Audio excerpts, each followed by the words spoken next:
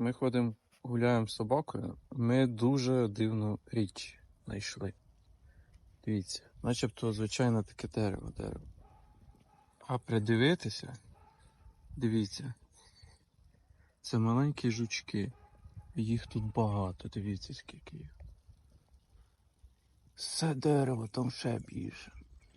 Це такі маленькі жучки. Що вони тут роблять? Я не знаю.